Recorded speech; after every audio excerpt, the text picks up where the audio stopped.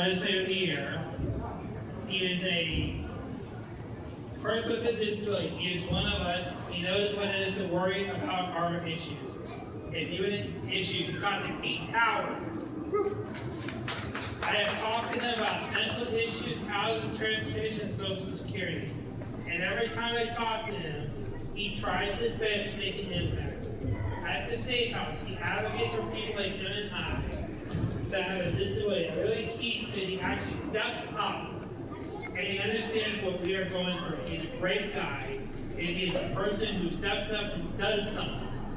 This is why we are proud of our Heat Power with our Legislative Championship Award.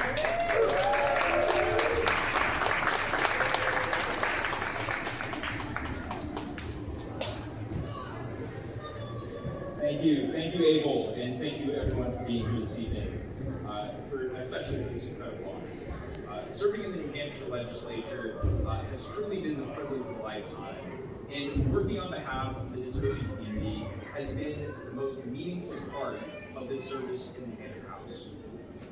My commitment to disability justice began long before I broke my back in a skiing accident back in 2015.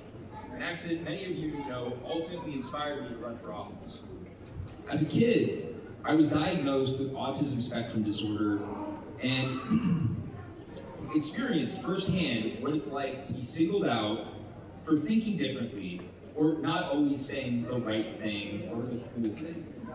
I shrunk into the mold that society wanted me to fit. But this time is over. I've accepted that my autism is something that makes me a good legislator. That makes me somebody with a different perspective. One key part of my neurodivergence is that I have a fixation with following the rules, and I always want everybody to be treated fairly. I remember losing my temper on the playground when the kids would invent new rules in the middle of the game. But the same thing has happened to me firsthand, and we've seen it in Concord in the New Hampshire legislature. The New Hampshire House follows a set of rules outlined in the Mason Code. Fun fact, we can, despite making $100 a year, you can buy the book for $70, which you'd have to pay for out of pocket. But either way, I bought the book anyway because that's who I am. And one thing that will always happen in the New Hampshire House is that sometimes leadership try to bend the rules, and that's unacceptable. Whether it's to shorten testimony so everyone can go home early, or to get out of the way of something that's not necessarily ethical. And I call them out every time, because we should be doing things the right way, even if it's the hard way. We all have our strengths, and we need to use those strengths to advocate for our communities. Some of us are great public speakers, others are great with persuasion. My neurodivergence is one of my strengths, and I'm proud to bring that commitment following the rules to take. But as you can see from these crutches, I'm not just somebody with neurodivergence. I'm physically disabled too. When I was a sophomore in high school, I was injured in a skiing accident. What was supposed to be a normal day on the slopes as a member of the Spalding High School ski team turned into the longest hospital visit of my life. This upcoming Monday is actually the 10th year anniversary of my accident. I was up at Mount Sunapee for a ski race, and unfortunately with my luck, I landed in the worst possible position. My L4 vertebrae was shattered when I struck a rock, and spectators, they were able to hear my back breaking, which was quite something and quite unfortunate. But I was rushed to Dartmouth in an ambulance, and all I remember is being the worst physical pain I've ever experienced in my life. I was taken into surgery for about 8 hours, and my parents sat anxiously waiting for the doctor to come out with a response. And he was not sure if I would be able to walk again. We were not sure if I would be paralyzed. And I'm very thankful for the work that the doctors were able to perform. I spent a month in the hospital recovering. My mom, who is an occupational therapist in the Rochester schools, used every single one of her sick days, every single one of her vacation days, to spend advocating for me in the hospital. My dad often tells the story of the first time that I walked.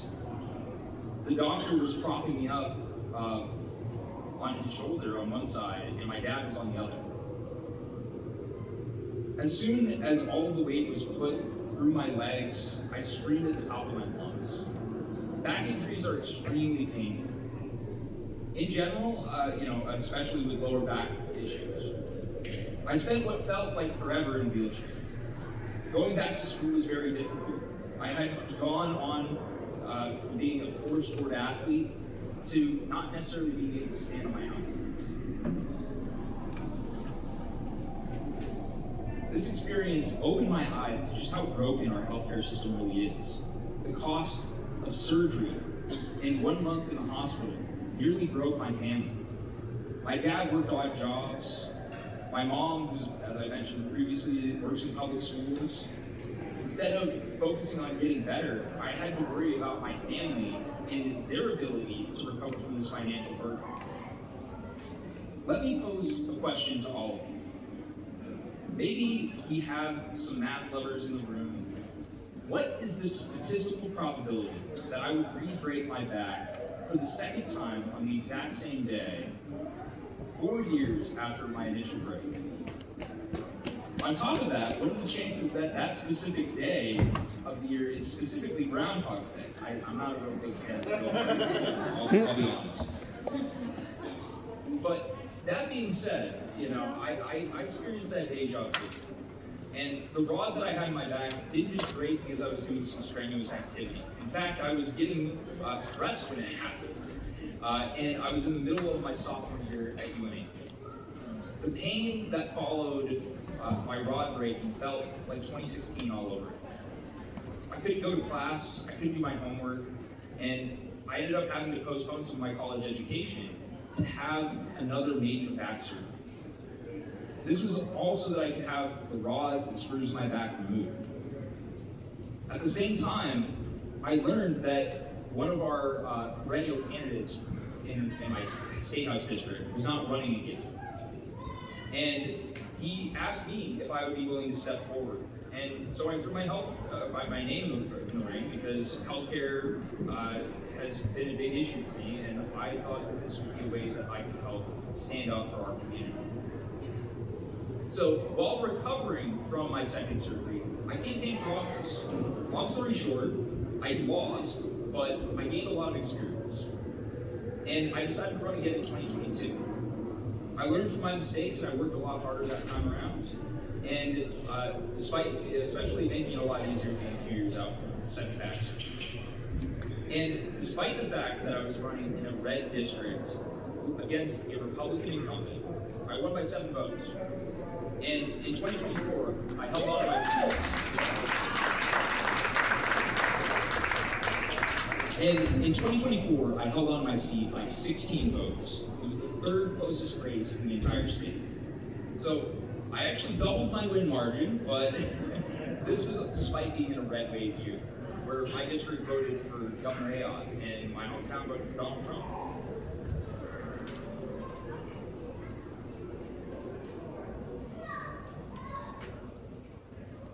We have a lot of legislation that we have to be fighting for at this current time. And I've been very proud of the work that I've been able to do with ABLE alongside me. Because we've been able to fight for a Blue Envelope program, so that people with autism spectrum disorders and PTSD have an opportunity to make sure that emergency service personnel know that they need additional support and help when interacting with them. I'm also proud to co-sponsor a bill to expedite due process hearings to enforce special education rights, which is now also law. We passed and ratified HB 731, which will support housing options for individuals with developmental disabilities. None of these things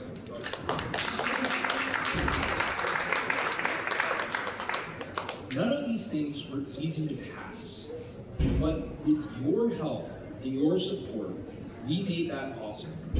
And I appreciate every single one of you for all of the advocacy that you've done in order to make sure that we can continue to fight for disability rights.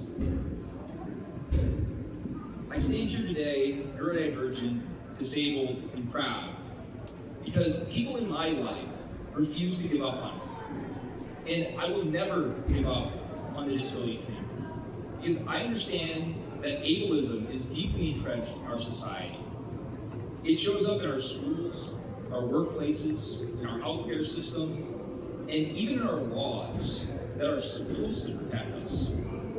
It shows up in the assumptions people make about our abilities and our capabilities, our needs, and our worth. But every time, we must push back. We must demand equal access, equal treatment, and equal rights. We chip away at a system that is inherently designed to push us down. I'm committed to continuing that work in the legislature and wherever my future takes me. I want to thank all of you for all of your advocacy, for all of your work, for everything that you do. And thank you again for this honor. Thank you for everything.